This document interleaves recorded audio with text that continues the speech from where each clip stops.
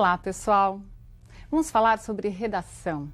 A partir de hoje, aprenderemos a reconhecer os tipos de redação, as chamadas modalidades redacionais. Nós vamos identificar quais são os tipos de texto que o vestibular costuma apresentar a você. E vamos também aprender quais são os elementos essenciais que você deve saber para redigir o seu texto. Todos sabem que a redação possui agora caráter eliminatório. O que significa isso? Significa que você precisa atingir uma nota mínima para que seja classificado em seu exame vestibular. Espero poder ajudá-lo a passar por essa fase tão delicada da sua vida.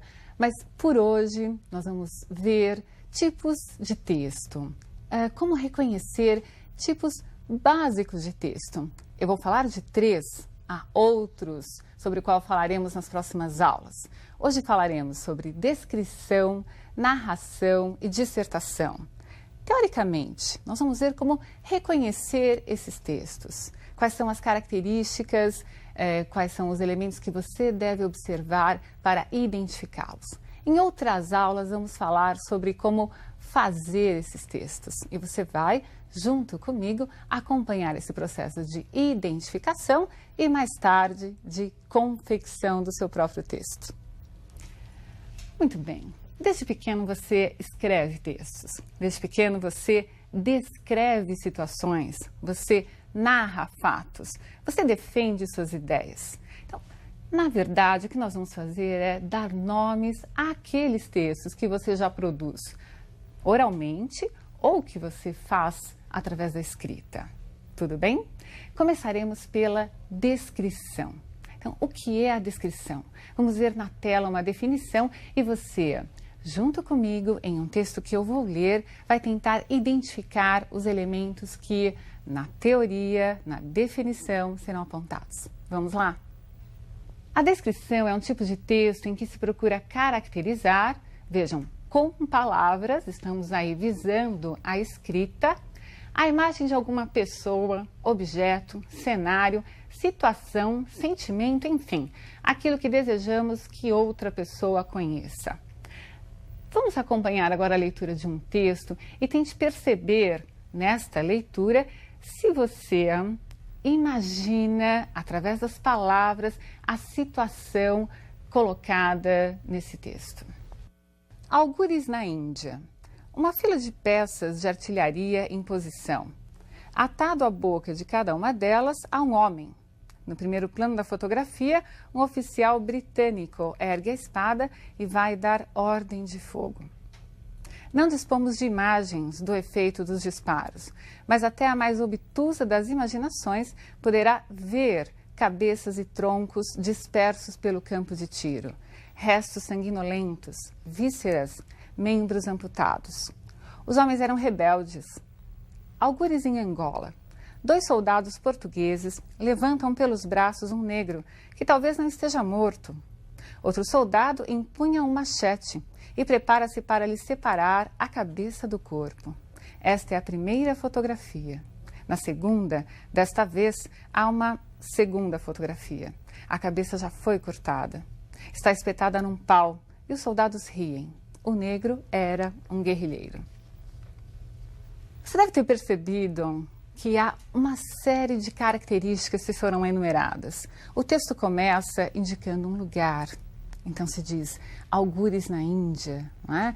Algures quer dizer em algum lugar da Índia, para dizer assim, veja, essa imagem que vou descrever a você poderia estar acontecendo em qualquer canto da Índia ou em qualquer canto do mundo.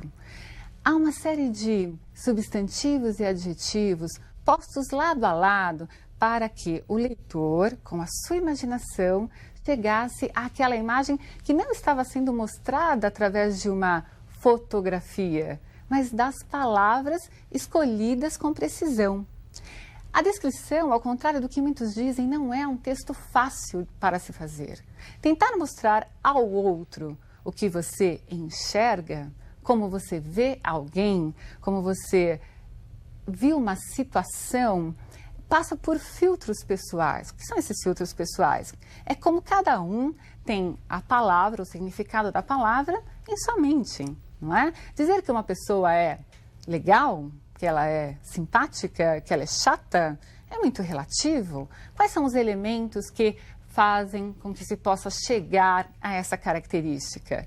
Então, não é um texto fácil para se fazer, mas eu acho que você já consegue reconhecer. Sempre que houver o objetivo de provocar no ouvinte, no leitor, a visualização de um objeto, quando eu falo em objeto, pense em pessoa, coisa ou sentimento, você estará descrevendo. Tudo bem? Outro tipo de texto é o texto narrativo. Você também sempre conta fatos a alguém. Você conta o que aconteceu numa festa, o que aconteceu na própria escola, o que aconteceu na política, um fato, enfim, interessante, que lhe chamou a atenção e que você percebeu vale a pena ser contado a alguém. Então, narrar é contar fatos. E você vai selecionar esses fatos, selecionar como contá-los, de acordo também com o seu ponto de vista, é lógico, não é? Então, o que é que você achou mais interessante? Você vai selecionar. Só que observe que quando você conta este fato e você faz essa seleção dos elementos mais importantes, você tem um objetivo, que é fazer com que o leitor esteja sempre atento ao desfecho da sua história. Uma piada é uma narrativa. Não tem nada mais terrível do que contar uma piada, chegar ao desfecho e não alcançarmos o nosso objetivo, que era fazer com que o outro simplesmente risse, né? Ficasse feliz ou enfim, né? Às vezes a piada não causa o efeito que nós pretendíamos porque algum elemento no meio da narrativa ficou perdido. Então, eu falei da piada porque você conhece muito bem a piada, qual é o esquema de uma piada, o começo, meio e fim e o resultado que se espera quando se conta ou quando se ouve a piada. Mas há vários textos narrativos e nós veremos vários exemplos. O exemplo que eu vou utilizar com vocês agora para mostrar alguns dos elementos da narração é uma música. Sim, a música também pode ser narrativa. Eu falei piada, eu falei de um fato qualquer que você conte no dia a dia. Podemos pensar numa novela de TV, que é narrativa, e vamos ver como essa narrativa aparece numa música que certamente você conhece. Veja. A definição de narração: tipo de texto em que se contam fatos, em que há personagens, ação, um tempo e um espaço. Esses elementos nós vamos desdobrar em outras aulas. Por ora, tente identificar, ao menos nessa letra de música que nós vamos ler, as personagens, né? A ação que está a elas atribuída. E vejam se vocês conseguem identificar algum elemento de tempo ou espaço, onde ocorre, quando ocorre. Vamos ver se é possível fazê-lo. Eduardo abriu os olhos, mas não quis se levantar. Ficou deitado e viu que horas eram. Enquanto Mônica tomava um conhaque no outro canto da cidade, como eles disseram. Eduardo e Mônica um dia se encontraram sem querer e conversaram muito mesmo para tentar se conhecer. Foi um carinha do cursinho do Eduardo que disse: tem uma festa legal e a gente quer se divertir. Você conhece a continuação dessa letra? Conta-se lá a historinha do encontro de Eduardo e Mônica. Falam-se características desses dois personagens, do Eduardo e da Mônica. Contam-se fatos envolvendo, a partir desse encontro deles e de como eles se conheceram, fatos envolvendo a vida dos dois, não é? Então, essa música é muito próxima da realidade de vocês, certamente. Uma música do Legião Urbana, um grupo muito conhecido. Muito bem. Perceberam que há ali personagens? Perceberam o desenvolvimento dos fatos? Perceberam que há ação?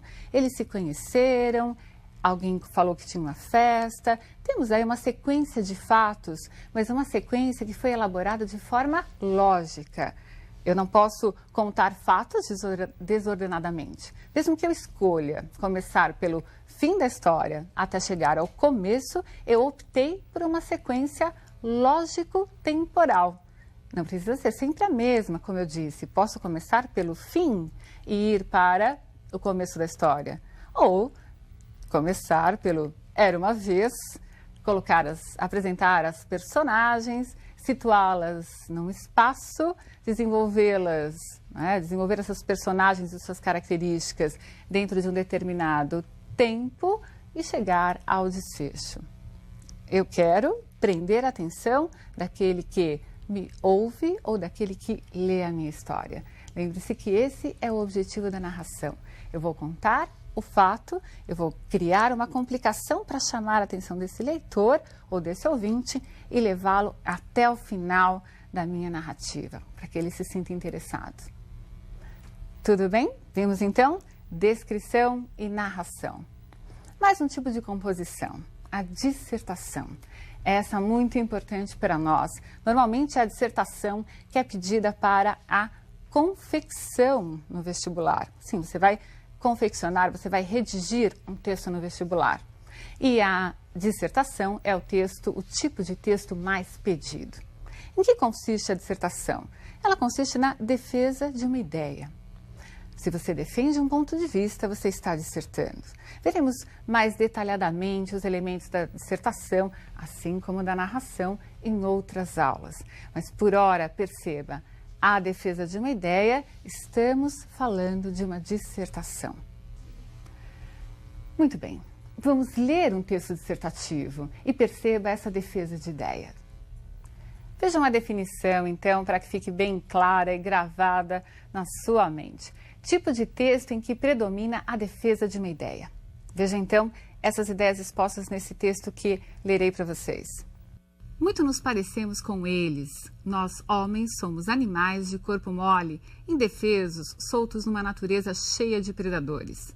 Comparados com os outros animais, nossos corpos são totalmente inadequados à luta pela vida. Vejam os animais. Eles dispõem apenas do seu corpo para viver. E o seu corpo lhes basta. Seus corpos são ferramentas maravilhosas. Cavam, voam, correm, reproduzem-se. Nós, se abandonados apenas com o nosso corpo, teríamos uma vida muito curta.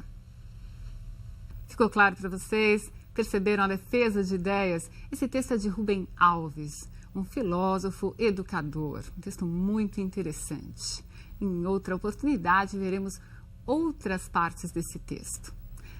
Pessoal, resumindo, descrição é a tentativa de, através das palavras, fazer com que o outro visualize um objeto.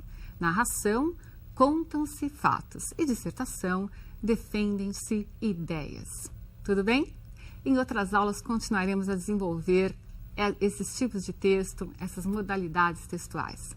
Um grande abraço. Até!